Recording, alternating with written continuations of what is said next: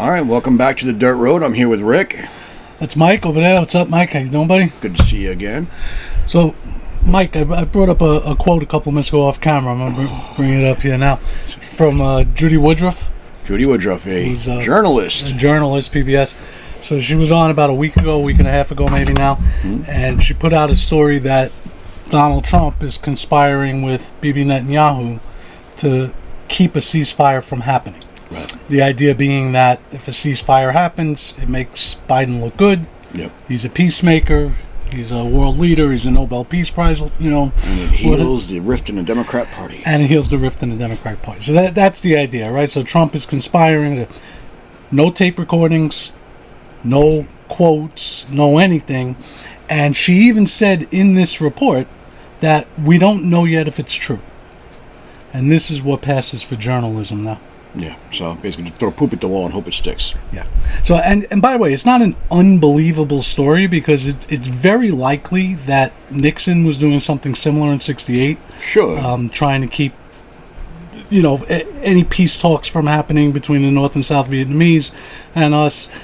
It's not 100% proven, but there's enough documentation out there to show that there was at least an attempt on his part. So it's not an unbelievable type story, so it's something that people could believe. But you should have sources. You should have some kind of verifiable information to base it upon, not just your own conjecture. Yes, and this is the state of our media today, and I just wanted to bring that up to see what you thought about it, because that is our topic for today, the media bias, or the media in general, and how it's really media gone down. Malfeasance, right? Honestly, It's become malfeasance at this point, the amount of disinformation or misinformation that they're so obsessed with that they keep putting out. Yeah, and it's sad because we grew up in a different time, and there's a lot to it. It's not just bias, against the Republicans or anything. It's really a decline in that whole industry. Sure. And they are, there was a time where I think Cronkite had been named the most trusted man in America through a poll or something like that. Yeah. And right now, trust in the media is, at the bottom. It's kind of hanging around the same place as trust and faith in the Congress. Yeah, I mean, all of our institutions are suffering, obviously, but... Well, it's institutional decay, right? Yeah. We have a significant amounts of it, not just the infrastructure, but, the other infrastructure. So our political establishments, our educational establishments, our media. But today's topic is the media. Which has always been biased to some point or another. I mean, they did tend left. We saw the Reagan movie last night, by the way. Oh, yeah, I heard it was good. Yeah, it was very good. It was interesting. We could talk about it a little bit later on if you want. But while we were watching it, they were showing clips of how, the media was out there calling Reagan a racist and a warmonger and blah, blah, blah. So it's always kind of been a part, but not like it is today. And I just was, what are your thoughts on that? Why do you think that's happening? What happened to that industry? I think the 24-hour news cycle happened. So you got 24-hour news cycle. You have to compete for ad dollars. That's how these guys make their money. They make their money on ads, right? So sponsorships, paid advertising. So they take that to the next level, right? And everybody's heard the quote probably by now that if it bleeds, it leads, right? So in the media, if the story's salacious, the more salacious, the better. It doesn't matter if it's true or not now, because they got to fill 24 hours of news cycle, and they got to get you to watch their channel rather than the other channel. Yeah, and it's a niche kind of a thing now, right? Because you have to hold on to the because a lot of people aren't going to tune in day to day, right? And I saw something not that long ago. I think it was right around the time we were ending our campaign, but it spoke about how most people right now get their news from the headline, not the actual article. They don't read the article. Most people read their headlines, and that's it, and they read those on social media. Yeah. That is the worst possible case scenario you could have trying to relate information to people. Sure. I mean, and to be fair, I'm sure there were plenty of people back in the day who just skim the newspapers and read the headlines too, because they're kind of eye-catching and everything. I think there was more of a... I think people have more of a sense of moral, I guess moral... I don't know how I want to say it. Like, they have more of a commitment to their morals and principles. They were more honest. Yeah, there was more of a commitment to that honesty, to that oath, to that ability to be able to kind of... It was seen as a prestigious job. It was seen as something that you're being given, that you have to respect it and treat it properly and do it properly. And as prestigious as it seemed, one of the big differences back then too is that most of those reporters back, in the 70s, 80s, maybe before that, but I don't know, I wasn't living then, or I was little. There was no journalism school. These weren't college-educated people. These reporters, these guys came from the streets, and they reported on life, and they were regular people. They weren't part of this elite group of people who graduate from these great colleges. Now we have these so-called media personalities, right? The talking heads that we always mention. Right, yeah. It's become a very different animal now. Well, those people are even more disgusting as far as I'm concerned. They're the retired generals and the retired intelligence people and the ones that come on pretending like they know stuff when they have like this much more information than we do. Yeah, you know? If that, and usually they have less. So you have the media personality types, right? So you've got these broadcasters, for lack of a better word, these journalists on whatever show. Pick one, Fox, CNN, whatever, it doesn't matter. You pick one of these people, and what do you have? You have somebody who's basically reading off a script. That's all they are. They're actors or actresses, really. They're just portraying a role, if you will. And they're going to repeat whatever they're given. They're just parroting whatever nonsense they hear. Or they bring on these panelist guests, these professional talking heads, like we just talked about, to talk about policy and things like that, when the reality is, they have no idea what they're talking about. No. Or they just don't care. They have a vested interest in something else, whether it's financial or they have an personal agenda they're trying to push. Well, yeah, that's just it. It's always agendas. But the bias is the thing that most people focus on. When I don't even think that that's really the problem, because if you're an intelligent person, you could see through the bias and you can shift through it. But most people don't. Yeah. Most people aren't like me and you. Me and you will actually read the articles. We'll go look up their information. We'll research. We'll make sure we understand the subject matter. But most people don't do that. They just take the article for what it is and they go from there. And if they even go as far as reading the entire article. So that's become the problem, because that bias now is translated to people because they're only seeing the headline and they believe this stuff. They believe it. They have no reason not to, right? They've always trusted the news, and now you're talking about the people scrolling through social media. Yeah, I think that's where you see a lot of this like leftist influence come into play more in the regular everyday people, where they really do believe Trump is a Nazi, even though the left is the one committing fascist and Nazi type behaviors. Where they really do think that he's doing this or he's doing that, when reality is completely opposite. Yeah, but I mean, I'm going to be fair here and piss some people off, but I don't see a difference between the left and right from the consumer part, because there's not. A right-wing consumer or a Trump lover or somebody like that, they're being fed the same amount of hyperbole as the left is. Absolutely. Yes, and they're going to believe whatever they want to believe. Absolutely. But what really troubles me is just what has happened to this industry, because the free press, to me, I don't know how you could judge what's our most important right or not, but it's up there. It's up there, because that's our only check on government power, is to be able that to transparency, because they're supposed to be the check. They're supposed to be the ones investigating these government authorities and making sure they're operating properly and not doing things behind the scenes. But now you have this cabal of people, both in media and government, that are working together towards common goals and enriching themselves, and that is being translated into everything we see now happening. It is. And when you look at did you watch the Kamala interview? I did. Yeah, so she's sitting there with her little lapdog next to her and everything, and the interview itself, it doesn't bother me what she says, because she's a politician and she's going to say what she has to say. Yeah. She doesn't bother me, but it was Dana Bash, right? Yes. What bothers me more is the way, I'm going to use your air quotes now, interviews are done. These are not interviews. I don't want the press to be confrontational like Jim Acosta was to Trump. I think that's the opposite extreme. But you also just can't be passive. You have to try to probing, honest questions. Exactly. And follow-ups and hold people to account. Of course. But we don't have that. No. At all. And again, if Trump goes on Fox News, I mean, they don't push him too much either, but at least he'll get in the arena. He'll talk to anybody. And he'll talk honestly. Listen, he'll talk extemporaneously, and he'll talk honestly. And he might not agree with everything the guy says. He might be crass, but he at least speaks honestly about policy, and he can speak in depth about policy. Any policy. If you see these extemporaneous questions, he's going to bash somebody. It's part of his personality, right? And I'm not a big fan of the bashing. I think everybody probably knows it by now. I don't like it. I think it's counterproductive. But I get it, but it's counterproductive. But I think he can speak extemporaneously on any policy and any subject, and when you ask him, he has honest, real thoughts about it. And the other side of that is that he brings in people that do know about those things that he doesn't, and he's willing to listen to them. We all, as every president should do. I mean, Fauci was a disaster on two legs. We all realize that now. But, Trump went to them at the time when COVID first happened, and he said, okay, what's going on with this? And he trusted in them because they're supposed to be the experts to trust in, right? So, whereas a lot of politicians wouldn't have, right? They would have poo-pooed it.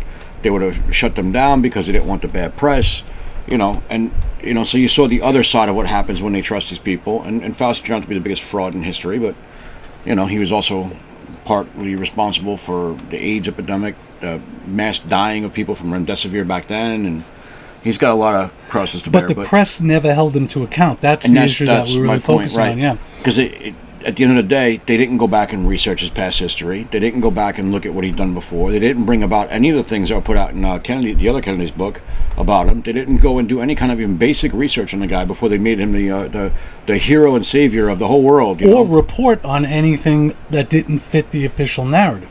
And again, that's what the press is supposed to do. Biggest, most glaring aspect of this. And then what do we get into then? We go from there. We can jump right into like the NATO alliance, the Atlantic group, and the whole censorship complex that exists in the world today, right? Where they're trying to censor everybody on social media, everywhere else. Oh, sure. I mean, listen, we don't get... It's a very, very fast downward slope. But what we got to try to figure out here is try to figure out why, right? Like, why this is happening. I mean, I have some thoughts, like, especially about the interview. I think one of the problems now is that if you just go back a quarter of a century, just 25 years, if you were a politician, if you're part of an administration, if you're in Congress or whatever, and you wanted to get your words out there, you had 3 places to go: ABC, NBC, CBS. Right? That's it. So those 3 networks, they did hold even whether they were biased or not, or left wing or not, didn't even matter. They did hold politicians to account. They would ask tough questions. I think what's happening now is like what happened last night on CNN. They're so scared of not being able to get the next interview that they don't want to be tough. They don't want to make the politician uncomfortable. They want to make them comfortable so they keep coming back. Right, because they can go anywhere now. It's not just 3 choices anymore. You know, so if you don't get on Face the Nation or you don't get on Meet the Press, who cares? You can go on social media. You could go here. You could go there. Podcasts or your own channels. So I think they're afraid, and they're actually accepting these rules that the politicians give them, that you can't ask about this and you can't ask about that. And I think that might be part of it. Again, I have I can't know for sure. It's just a theory I have.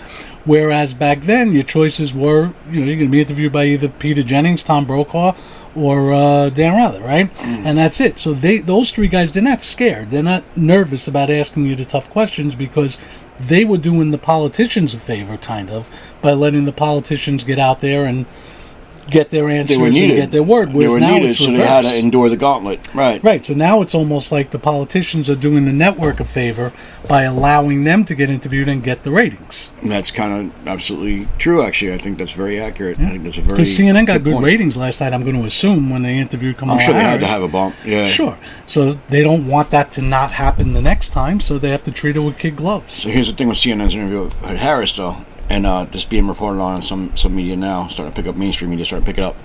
So Harris's interview with CNN was supposed to be extemporaneous, right? Supposed to be completely unedited, live, whatever kind of interview. Except it wasn't. It was pre-recorded, it was edited, and CNN will not release the edited version.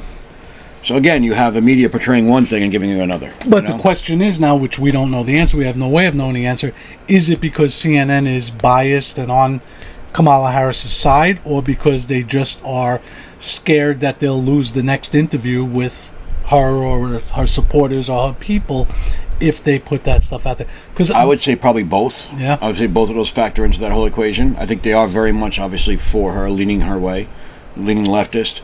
But that, coupled with the fact that they have also a business interest in this and keeping those interviews coming, I think those two combined absolutely make up the reason for what we're seeing. Yeah, and they get you go after Trump, you get ratings, right? If you get into an argument with Trump, because Trump's going to fight back, and it's going to be a street brawl, and that he's not going to back off of people love to look at the car crash, right? So they're going to. So you'll get the good ratings by attacking Trump. Sure.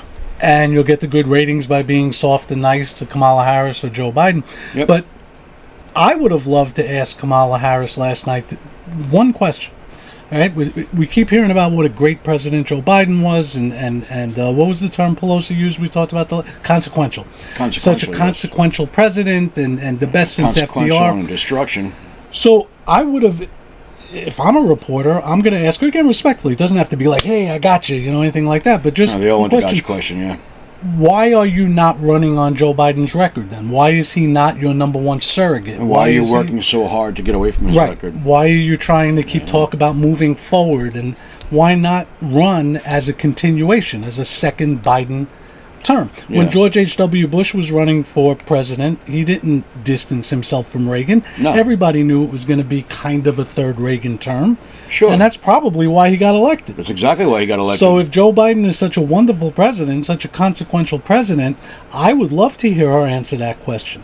why aren't you framing this as a second Biden term? Why are you framing this as we're going to move into the future, we're not going backwards? Well, if backwards a year is so great, why not go backwards a year, right? Why not run on his record? But they won't, and that's not a disrespectful question. Not at all. I think it's an honest question, a fair question.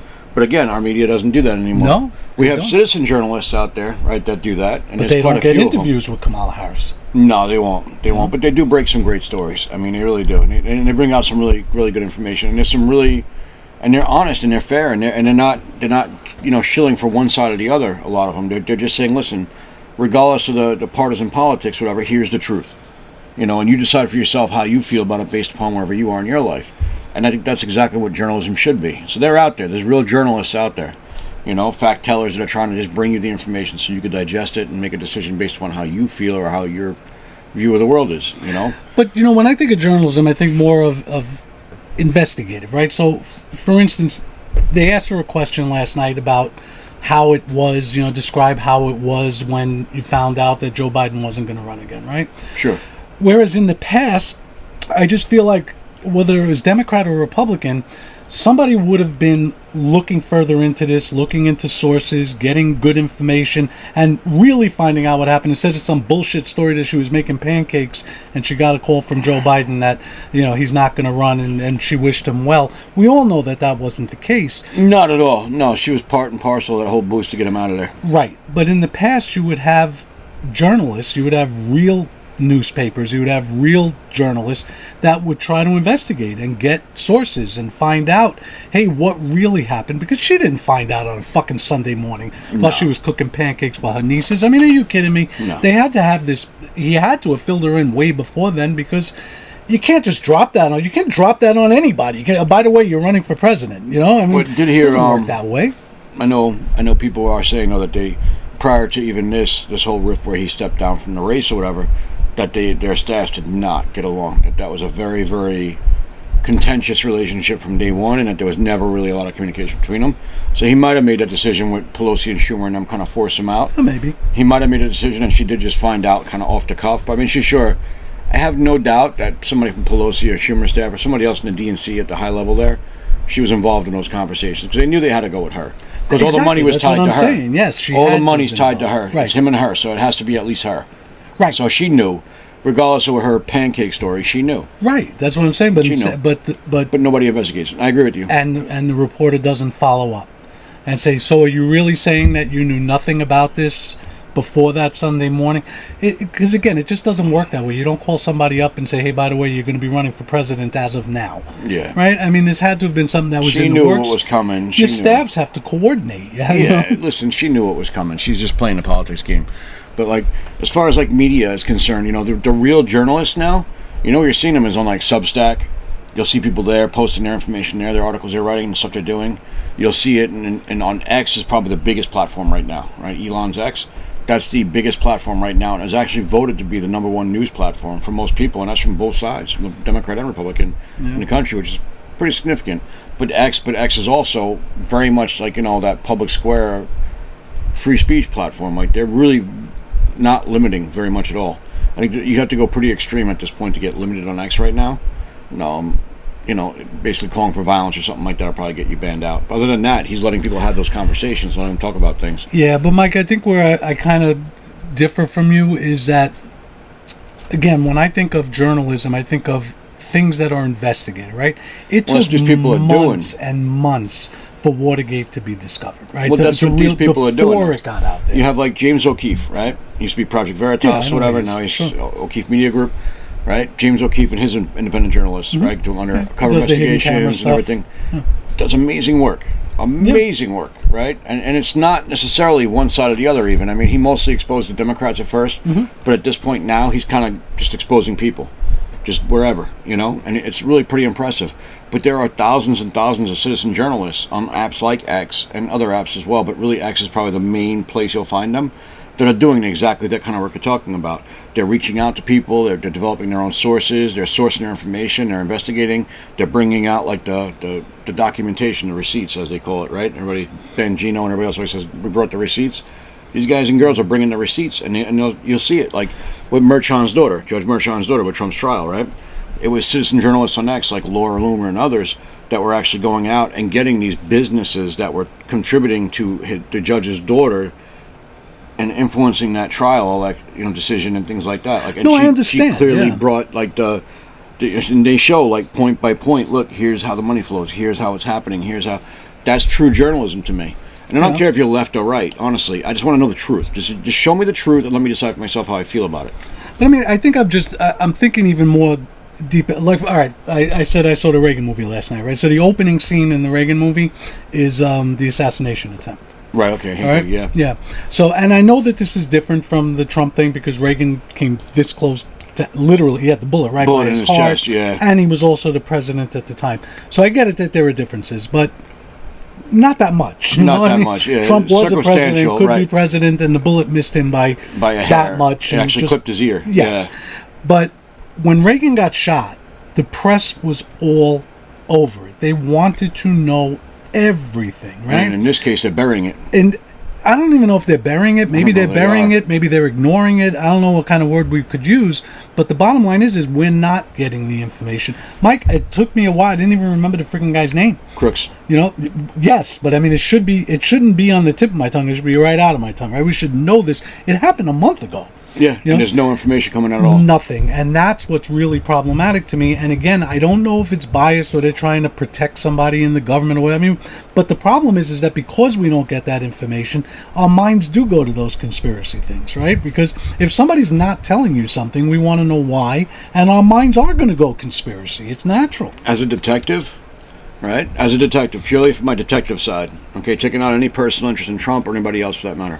As a detective, when I look at the facts of the cases, they stack up right now, and I look at the malfeasance involved and how much was left to open for this to happen and the kind of things that had to happen for that, I absolutely tell you that there is somebody else behind the scenes on this thing. First of all, you have bombs that are built by this kid, right, who has no military training, right? I have military training. I know what a real bomb looks like. I've been blown up enough, I think. But I have the military training. I know what a bomb is. I know what it looks like. These bombs were way more sophisticated than he would ever be building. They're not sophisticated for somebody who's trained to build them, right? That would be pretty much standard for what you'd expect from somebody who's actually trained and built these things. But again, somebody who's trained and built these things, not a 20-year-old kid from Pennsylvania who's got no military experience. So that alone right there is a big red flag. Then the fact that he's able to get an AR-15 style rifle up on that roof like that, another big red flag. The other things that were dropped, and then they're all red flags, Mike, but that's my point, is that the like media is not trying to find out it's why. Not a conspiracy. Well, the media is not trying to find out why because they're complicit. So the media doesn't take part in these things. So that leaves it to us to try to come up with the story, and that's what's happening. Is what you're doing right now. And then citizen journalists out there, what I'm describing to you now. When I say conspiracy theory, I don't mean it negative. Everything is a conspiracy. There was a conspiracy and they're being proved Reagan. True. But there was a conspiracy to kill Reagan. There was a conspiracy to kill Trump. I'm sure it wasn't just one Kennedy. guy. Yeah. There was a conspiracy, but that doesn't necessarily mean it's a terrible, awful thing. The word conspiracy, you're a cop. That just means that two or more people planned and plotted ahead of time bring to about do a result. Bad. Right. That's all. So illegal action to bring out a wanted result. But when why are there so many different theories about what happened to Kennedy? Because they're not telling us what happened. So when they hide those files it are from still him, classified. Yeah. So when we're not allowed to know, our mind is going to create answers. We want answers as human beings, right? So whether you love Trump or hate Trump, you want to know what happened. Of course. And we're not being told. But in the, I don't want to sound like a cranky get off my lawn old man here, but I am. 30 years ago, the press would have been demanding that the government give answers. They wouldn't be begging or not doing it. So what's happened so far? No mainstream media has even touched this case. As soon as it was done, it was over. They all turned around, pretend like it didn't happen. And they don't do that on their own. They do that when someone tells them to. So they got their marching orders from somebody to say, hey, we're done with that story. Get it out of here. Because at the very least, it makes Trump look strong, right? Because he gets up. He gets shot in the friggin' head. And what does he do? He stands up and goes, fight, fight, fight. That's a powerful image. That's a powerful message. And that's going to resonate with regular people. It really is. I don't care what side of the aisle you're on. That will resonate with you. Even Mark Zuckerberg came out and said, the guy's tough. Look at him. Call him a badass. Yeah, I mean, look at him. Yeah. And he's right. He's not wrong. But that said, they can't have that in this public eye while the election is coming so close. So that's at the very minimum of why it's being suppressed. But if you go beyond that, right, you have cell phone traffic that is tied to crooks, right? Or his locations at the same time he's there, his cell phone traffic is there. That also ties back to locations in D.C. that are associated with FBI headquarters and the FBI prior to the assassination attempt, in the weeks prior to the assassination attempt. Yes, I understand. There's a lot of smoke. My point is that the media is not looking into anything, and I don't believe that the entire media is just doing this because they don't want Trump elected. There's got to be something else. There's got to be some kind of fear. Well, that's what I'm trying to get to. There's got to be fear. That's what I'm trying to get to. So you take all these disparate facts, right? These different little pieces of the puzzle as a detective. You put them all back together again. What does that spell out to you? That spells about government involvement. Somebody somewhere knew or was involved in this thing. You know, now whether they were investigating this guy because he had ties to foreign interests that they wanted to know about, and it just happens to be that was in the time frame before he shot the president or would-be president, you know, or is it they're actually directly involved in this thing? But we're not going to get those answers unless somebody from the media or somebody else, a congressperson with balls or something like that, is willing to dig into that and drag it out. And they won't. And they have to be afraid of something, because that's what I'm saying.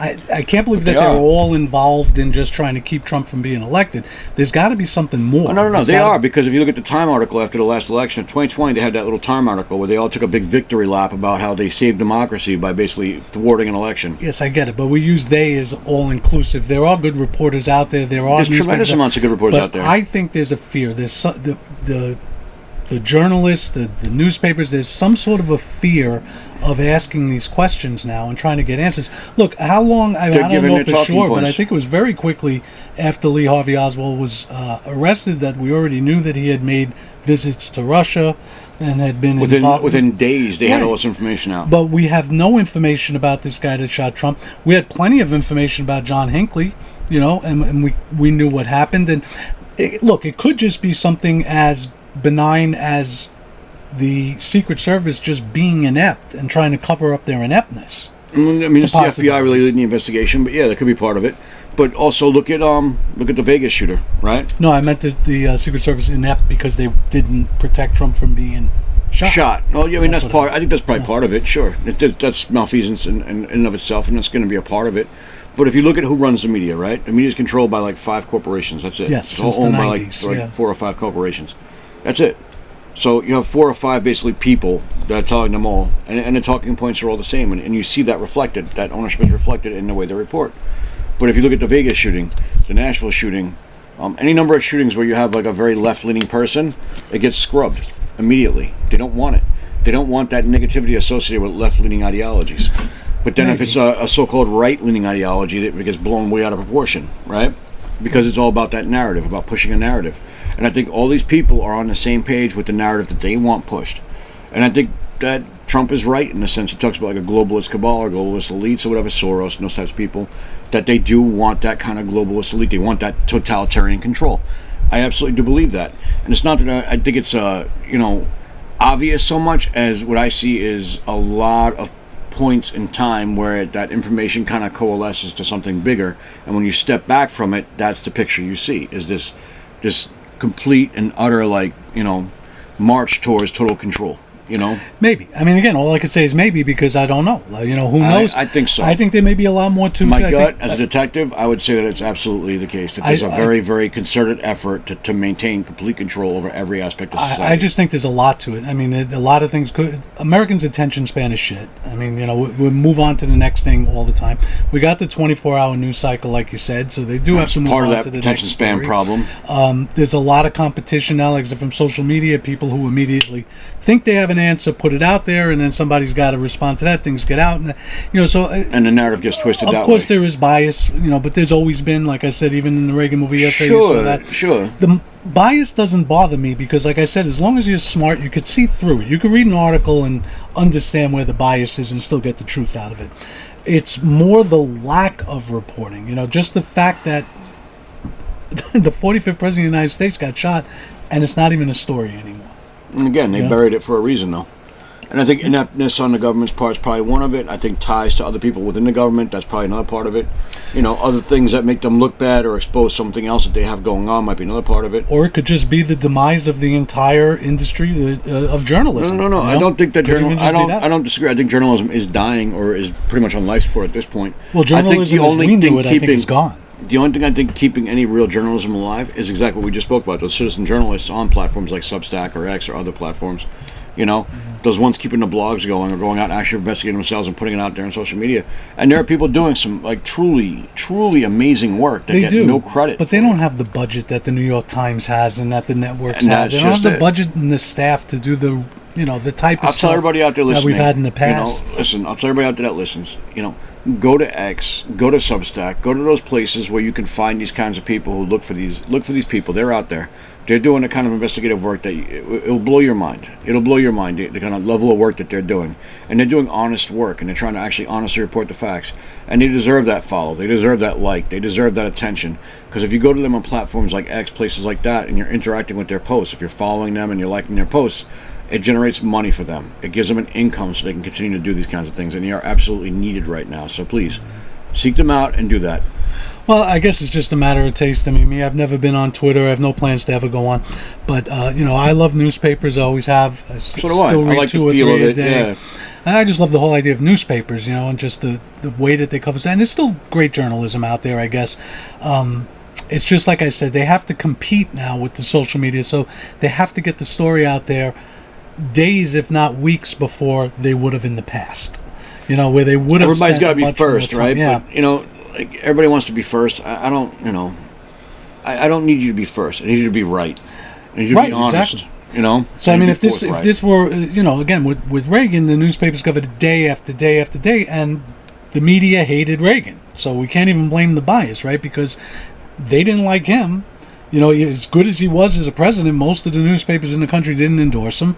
Because he was more right than left. And the media overall was not hostile the way they're hostile to Trump now, but not friendly, that's for sure. But it was coverage and coverage and coverage and coverage and coverage, whereas now it just seems to me, and I think it just might be just more of a cultural thing. It's just, all right, on to the next story. Who said what and who insulted who, and I think that's part of the problem. Sound bites, right? Who can sling mud better? Who can come up with a catchy name for somebody else, nickname for somebody else. Stupid. Your thoughts on how to fix it? How do we fix that? Well, I think, listen, I'm a big believer in capitalism, Mike. I mean, customers fix things. I agree. And if enough, I'm in the minority. I mean, more people think like you, and they're very happy with X and social media. And I like X. I think it's good, but I want to see. Which is fine. I'm not disparaging it. No, it's just I'm not my either. taste. I want to see a return to actual media, though. Yeah. I want to see a station or a channel that actually reports the news without all the crap, and actually reports the correct news, like the honest, and actually digs into these things and tries to find those answers.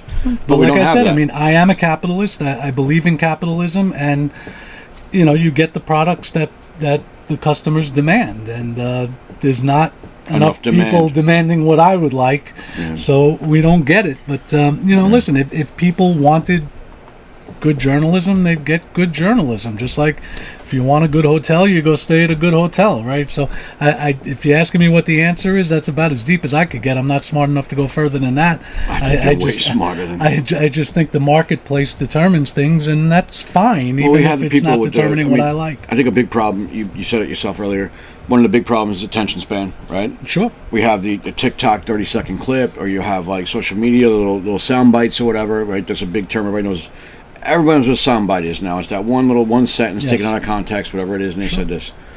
But that hurts us more than helps us. So we'll need to kind of realize you have to invest a little bit of your time to really understand what's behind everything that you're seeing and hearing, and to understand it better. There are I like X because there are accounts on there that will break these things down for you. Mm-hmm. They'll boil it down for people so they can get that quick little jolt of it, where they're getting an actual truthful message without having to read through all the stuff the other person read through. Sure. And to me, that's what journalism is a lot of the time, right? They're going to sift through the 1,000-page bill to figure out what's the bad parts of that bill and bring you those 20 bad parts and say, here's why this bill is bad. Things like that, I agree with you 100%. I mean, no, we're going to get more info. If you want to search for more information like what's in a bill, no newspaper back 30 years ago would have the pages to cover that. Yeah. So yes, that's obviously much better now that you do get. Right. You can find. But I think what you they're the find. True journalists bringing you that kind of factual information. I think that we do need a resurrection to our honestly, our newspaper industry. I'd like to see that come back. I'd like to see people actually reading a paper again. But it can't. There's something very visceral about that, about holding a paper, reading it. It can't unless I get elected, and I do like the Democrats do, and just vote for Rick and just fund newspapers and say, because I'm the government and I like this industry, I'm going to give you all the money. Hello, Mussolini. Nobody's buying your stuff anymore. Well, that's what we do now, right? That's what our government does. Our government is very, very much fascist. But I do believe in capitalism and the economic system, supply and demand. And listen, the more there is of something, the less it's worth, right? That's true. And there is just a lot of information out there and a lot of sites and a lot of avenues that you can get your news from, and it is just basic capitalism, that the more there is of something, the less it's worth. Listen, I've told my sons this with opinions. I say, you don't have to have an opinion on everything. I said, because opinions are subject to the law of supply and demand. The more you have, the less they're worth. Yeah. Just like anything else. Yeah. So if you're somebody who spews an opinion on everything every day, like these fools on cable news do all the time, that's why those opinions are worthless to me. So I think that is part of the problem. I mean, I know it sounds weird. I'm condemning journalism, but I'm also admitting that there's so much of it out there that I just think it waters it down, kind of. Well, there's a lot of garbage journalism out there, right? It's garbage. It's really just hot garbage. That's the problem. But that takes up space, right? Because when Judy when you're being inundated with it, the good thing is drowns that out the good stuff. Nobody pays attention to Judy Woodruff anymore. So that's the good part, right? But if it was, let's just throw it on somebody more famous like Tucker Carlson or somebody like that. If he had said that, that story's going to be out there, be viral, and even if he retracts it the next day, doesn't matter. It doesn't matter. It's out there. It's just like if you accuse somebody of being a wife beater. Yeah, it's out there. And then it's just going to be in the back of people's minds. The whole premise of defamation, right? Yeah. So once these stories are out there, they're out there, and that's why all those things about Trump with the Russiagate and all of that, it doesn't matter that it's been found out to not be true. You still have such a large portion of America that thinks it's true. Because it was out there, and that's all you have to do now. But that's the idea, right? And that's the politics thing. That's where politics has bled into everyday life in every way with the smear campaign stuff, which has gone like way beyond anything you could imagine. It's just terrible. Like smear campaigns aren't new. You could tell. Obviously, you're a historian. You could tell us that easily. Smear campaigns have been around a long time, well before even we were a republic. Smear campaigns have been out there. But that being said, listen, there was no missile gap in 1960, by the way. No. Okay, there was no missile gap. We know that now. Yeah.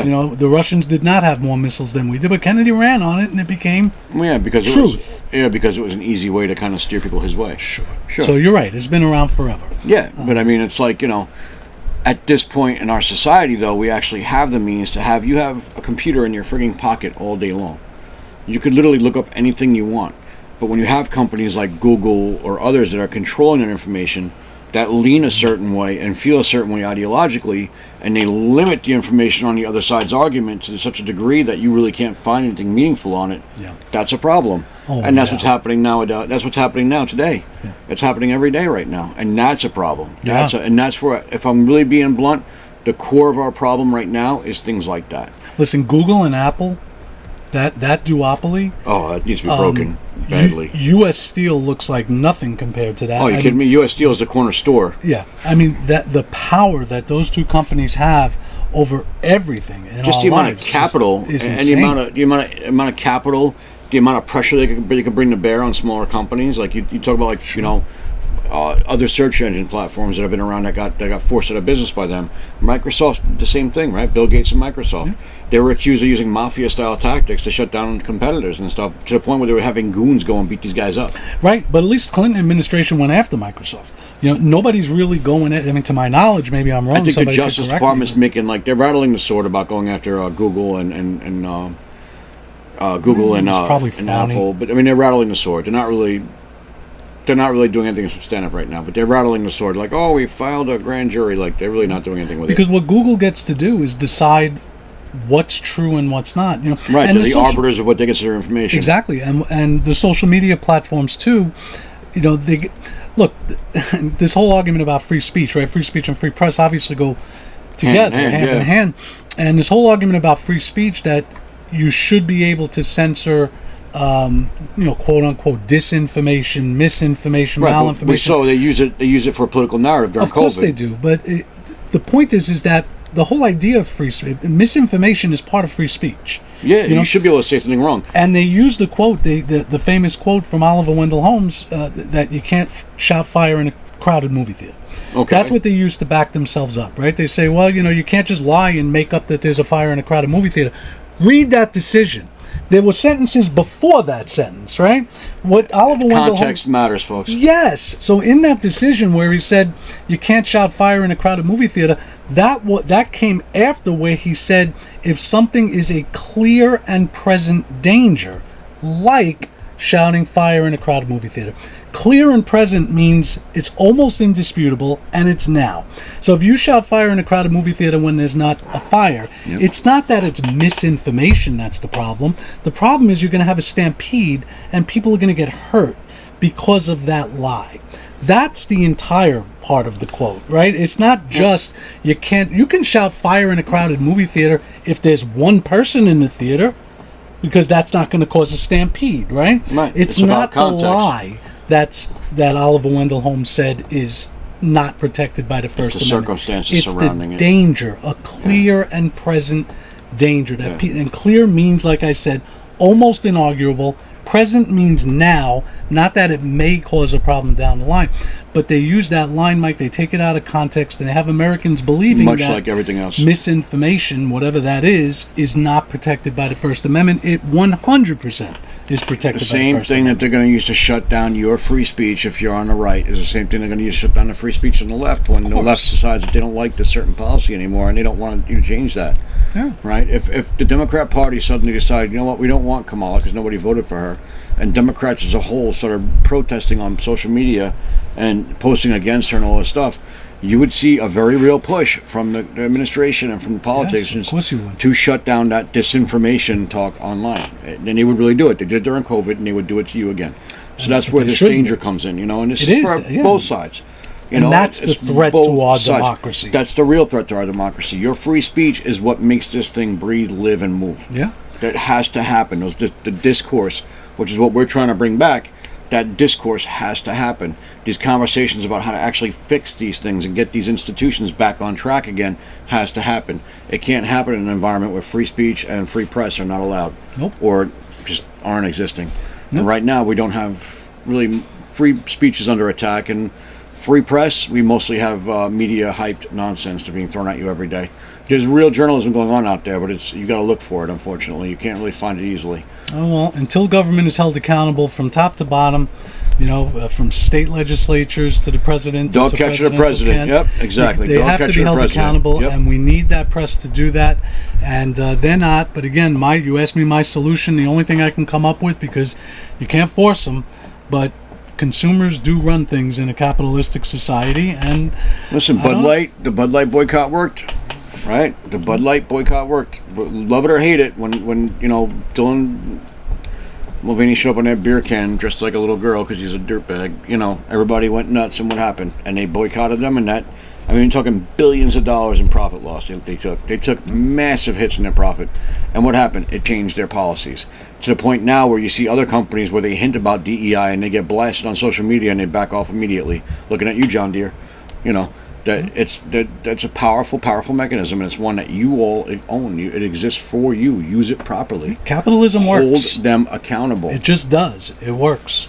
Capitalism works. It does. It works very well. It's the only system in the world that's raised as many people as it has out of poverty, right? Yeah, absolutely. But listen, we're still here. We have our free speech. We're doing a podcast. We may not get that many people watching yet. We may get 1 million in the future, but we'll get more listen, we're still allowed to speak. We're still allowed to do things. I just wish we had, not for now, but I still just wish that the press would do its damn job. And I don't even care about the bias. Just do your damn job. Just report the news. Just give me the news. Let me decide how I feel about it. Your personal politics are your personal politics, right?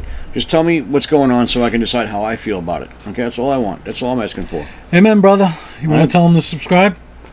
No, don't subscribe to this. It's awful. No, I'm kidding. Subscribe, like, share these videos out. Get it out there. Let's get the conversation going. Let's get this thing moving. Let's get people back in the conversation again and invested in these subjects and these topics. Let us know your thoughts. Comment down below. What's your answer to Mike's question that he had to me? What can fix this, or can anything fix it? Let's hear what you think. Because I think most people do. No, I don't think. I know, just by the polls, that the press is not held in high esteem by Americans anymore. Not at all. No, not even remotely. It's probably not even a left-right thing. No, it's a universal across the board. So what are your answers? What are your suggestions? I mean, I really let's hear what you guys think. Tell us better. what you think. Give us some solutions. Give us some ideas about what you think would work to help bring our press back to a place where we could actually respect them again. Not right, not left, but just honestly the press overall. Yeah. All right. So, all right. Looking forward to those answers. Remember, like, share, subscribe, and we look forward to seeing you in the next one. Comment. Thanks, guys. Good night.